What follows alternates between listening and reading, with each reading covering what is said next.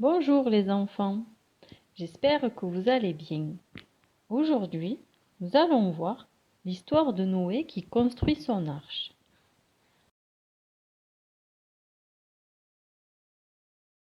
Avez-vous déjà entendu l'expression « c'est un déluge quand il pleut » ? En général, on utilise cette expression pour dire qu'il pleut énormément. Mais saviez-vous que cette expression a son origine dans la Bible ? L'histoire du déluge et de l'arche de Noé est une histoire les plus connues de la Bible. Et bien qu'elle se soit passée il y a très longtemps, a toujours quelque chose à nous apprendre pour notre vie aujourd'hui. Mais que raconte donc cette histoire ? Vous pourrez trouver ce récit dans le premier livre de la Bible, celui de la Genèse, les chapitres 6 et 7.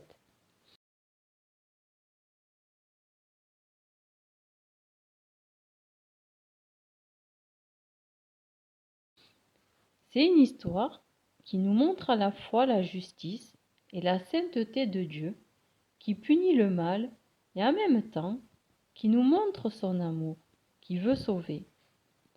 Si vous en avez l'occasion, je vous invite à lire par vous-même, mais pour le moment, je vais vous le résumer.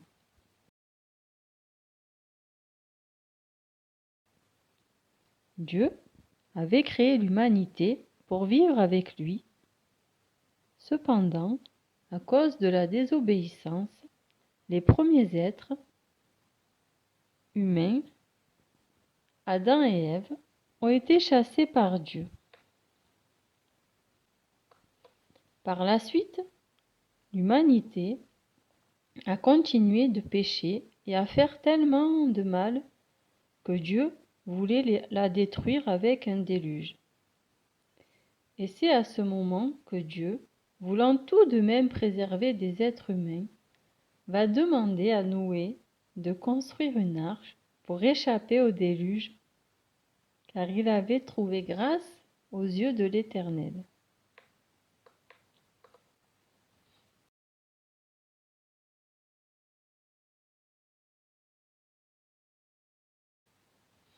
Noé trouva grâce aux yeux de l'Éternel. Chapitre 6, verset 8. Alors que le monde entier se comportait d'une façon corrompue, donc une manière de vivre qui déplaît à Dieu, Noé trouva grâce aux yeux de Dieu. Mais que signifie trouver grâce aux yeux de Dieu ?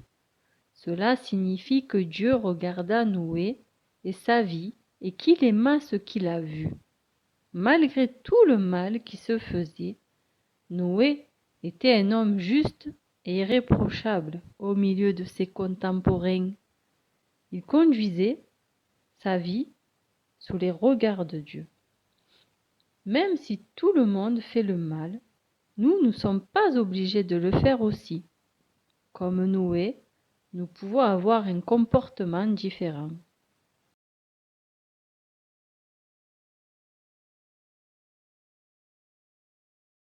Mais comment Noé a fait ?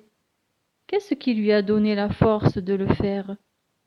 La réponse se trouve dans un texte que je t'invite à lire par toi-même, dans la Bible, avant d'aller plus loin.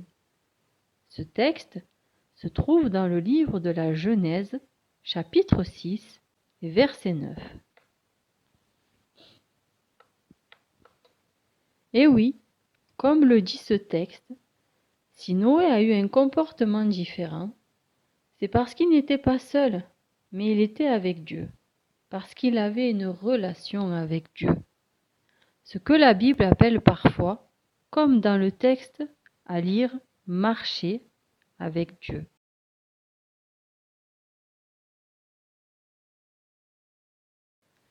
Et pourquoi Noé marchait-il avec Dieu ? La réponse nous est donnée ailleurs, dans la Bible, dans la lettre aux Hébreux, chapitre 11 et verset 7. Par la foi, Noé a construit une arche pour sauver sa famille. Il avait pris au sérieux la révélation qu'il avait reçue au sujet d'événements qu'on ne voyait pas encore. En agissant ainsi, il a condamné le monde, et Dieu lui a accordé d'être déclaré juste en raison de sa foi.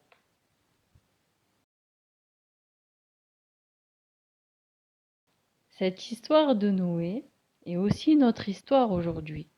Malheureusement, le monde est toujours corrompu et le mal s'y trouve encore. Et de la même façon que Dieu a jugé le monde de Noé, il va juger notre monde. Mais comme à l'époque de Noé, Dieu veut sauver des gens, et comme pour Noé, c'est par la foi. La Bible dit, dans l'Évangile selon Jean, chapitre 3, verset 36, « Qui place sa foi dans le Fils possède la vie éternelle. Qui ne met pas sa foi dans le Fils ne connaît pas la vie. Il reste sous le coup de la colère de Dieu. » Comme Noé a eu foi en Dieu à son époque, il nous faut avoir foi dans le Fils de Dieu, Jésus-Christ. Jésus est celui qui nous fait trouver grâce aux yeux de Dieu.